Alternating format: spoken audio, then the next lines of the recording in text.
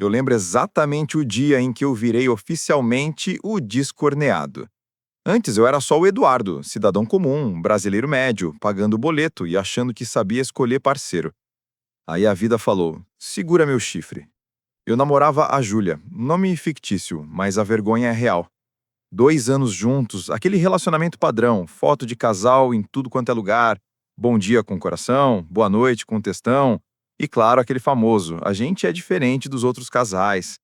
Toda pessoa que fala isso deveria ganhar um alerta do Procon do Amor. No começo era perfeito. A Júlia era carinhosa, presente, fazia surpresa, trazia doce. Eu achando que era amor, às vezes era só culpa mesmo. Mas eu ainda não sabia. Eu era o cara que dava bom dia, boa tarde, boa noite, mandava meme, perguntava se já tinha almoçado. Fiel, dedicado, trouxa nível avançado. Se tivesse cartão de fidelidade para ser trouxa, eu já estaria no cashback. Aí, do nada, começam os primeiros sinais. Se você já passou por isso, você vai reconhecer. Se ainda não passou, calma, sua vez talvez esteja a caminho. Um belo dia, a Júlia, que sempre deixava o celular jogado pela casa, começou a andar com o telefone grudado que nem órgão vital. Era banheiro, cozinha, banho, até para pegar uma água, o celular ia junto. Eu pensei, nossa, que menina responsável, super conectada. Hoje eu sei que o nome disso é red flag. Outra coisa, antes ela respondia rápido. Eu mandava mensagem, era quase na hora. Depois de um tempo, começou a demorar. Eu mandava, chegou bem? E a resposta vinha tipo 3 horas depois com um, sim, kkk. O kkk é o emoji da culpa. A pessoa seca a conversa, mas coloca um kkk no final pra ver se cola. E eu sentia. Porque a gente sente, o corpo sabe. O estômago pesa, a ansiedade sobe, o cérebro faz aquelas novelas internas que a Globo perdeu. Mas o coração é o estagiário da vida. Ele olha tudo isso e fala: relaxa, é coisa da sua cabeça. A minha cabeça vem do CSI e o meu coração vem do Sessão da Tarde. Teve um dia que ela falou: amor, hoje vou sair com as meninas do trabalho, tá? Só as meninas, noite das garotas, nada demais.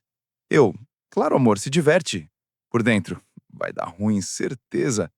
Mas o trouxa que existe em mim falou mais alto: confia, você não é ciumento. E eu não era mesmo, até ser obrigado a virar fiscal de chifre. Ela saiu, arrumada, bonita, perfume que eu conhecia. Eu ainda lembro, infelizmente. Eu fiquei em casa, liguei uma série, mas minha cabeça estava pior que feed de Twitter em dia de treta. Peguei o celular, mandei mensagem. Tá tudo bem aí?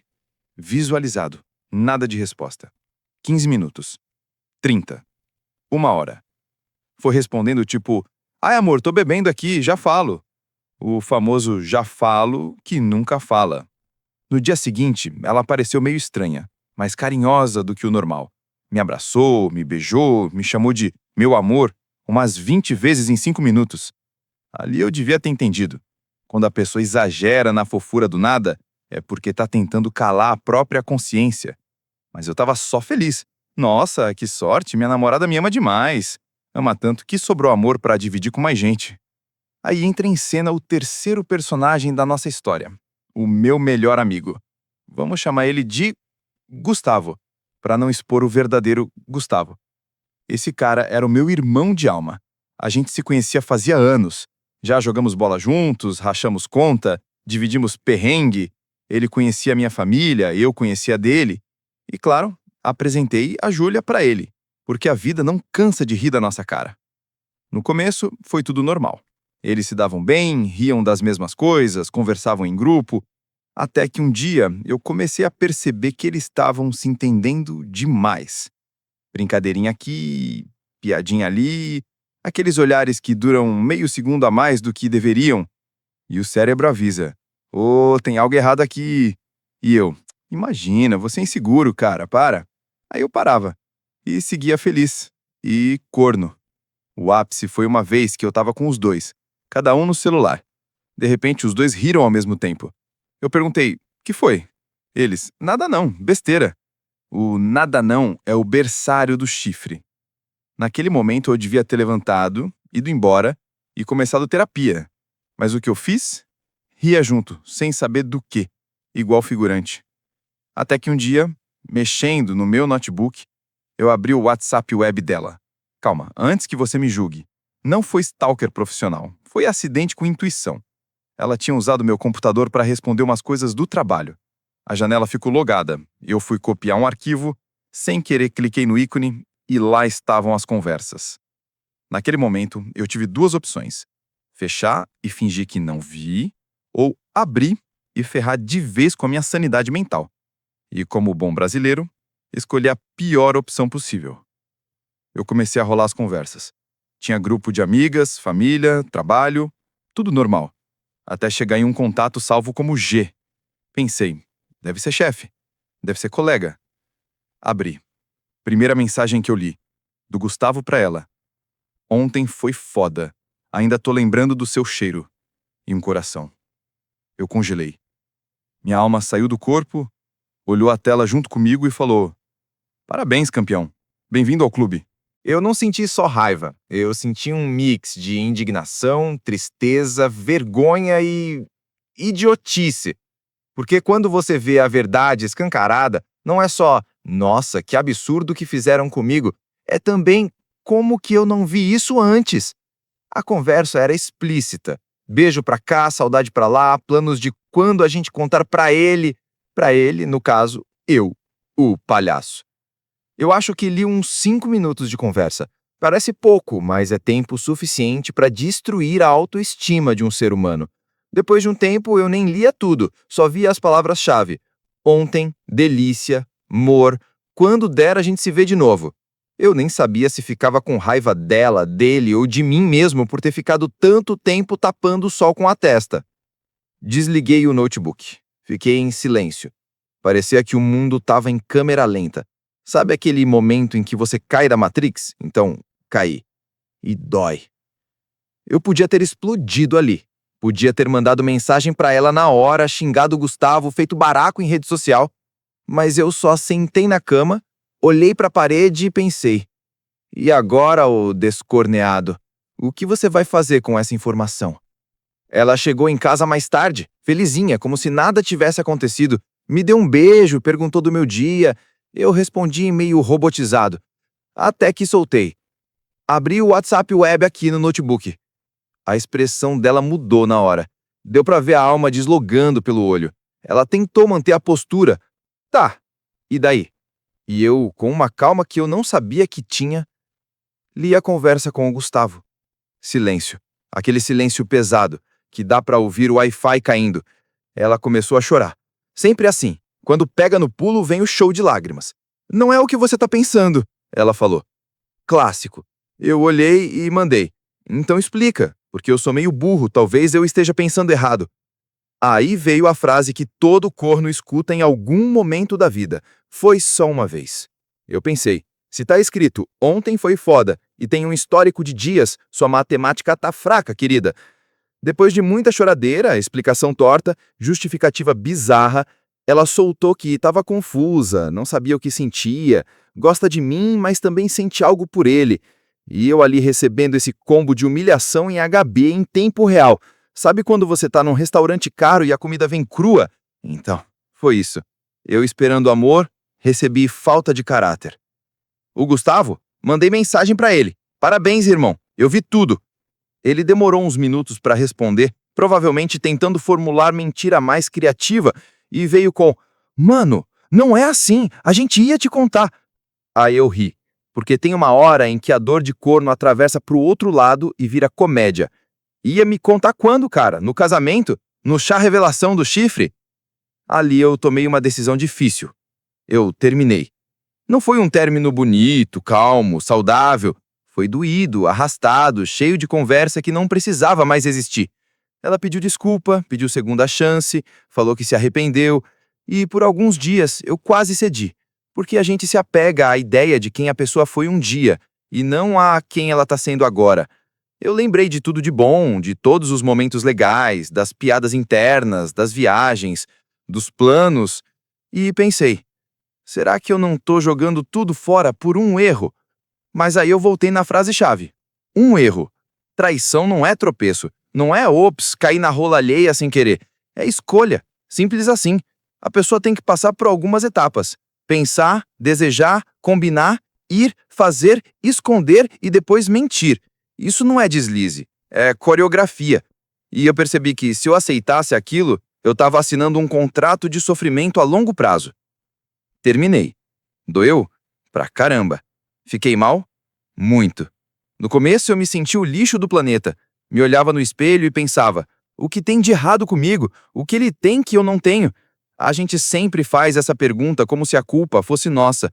Talvez eu não seja bonito bastante, interessante o bastante, homem bastante.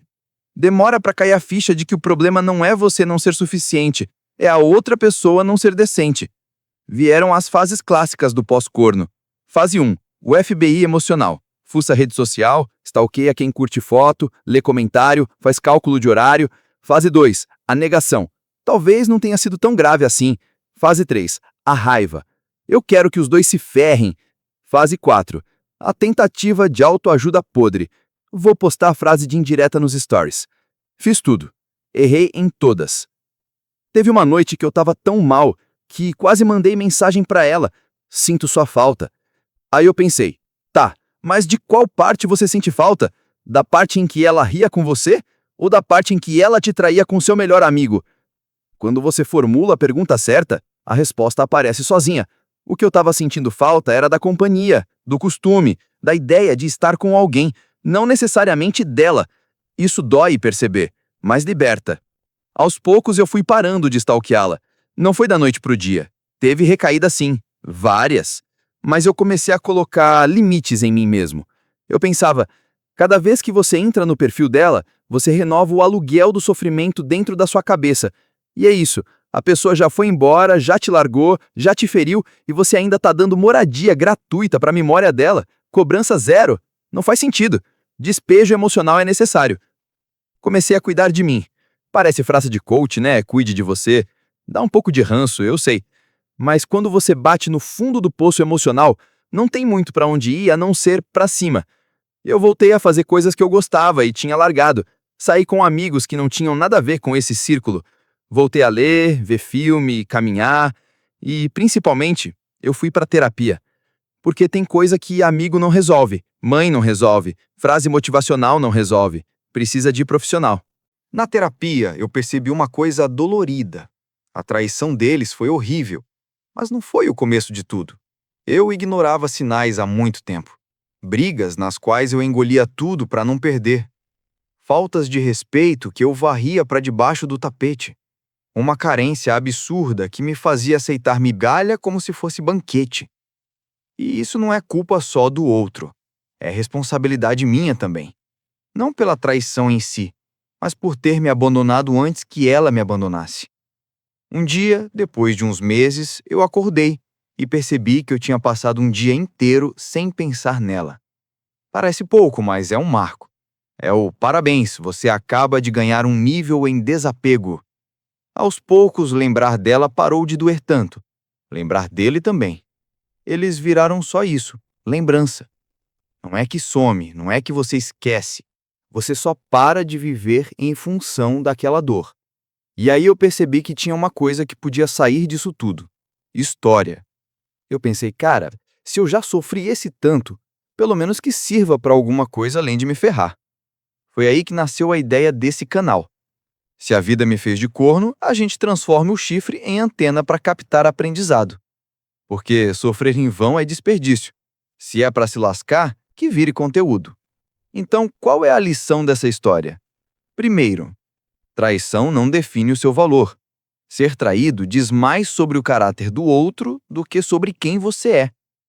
Você não é menos bonito, menos interessante, menos digno porque alguém escolheu te sacanear. Você só teve o azar de cruzar com gente que não sabe ser honesta. Isso dói, mas não é sentença de vida. Segundo, não ignore sinais.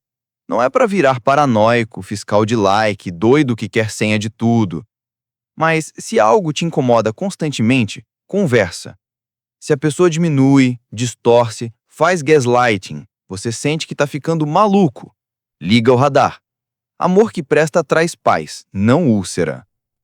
Terceiro, não se humilhe para ficar onde você não é respeitado. Pedir conversa é uma coisa, implorar para ser minimamente tratado como ser humano é outra. Se você precisa implorar por fidelidade básica, carinho decente e honestidade mínima, você não está num relacionamento. Você está num leilão da sua dignidade. Quarto, pare de competir com quem te trocou. Você não precisa provar para ninguém que é melhor que o outro. A única pessoa com quem você precisa se comparar é você mesmo, antes disso tudo. Se pergunta: o que eu posso aprender daqui para sair melhor do que entrei? É isso que importa.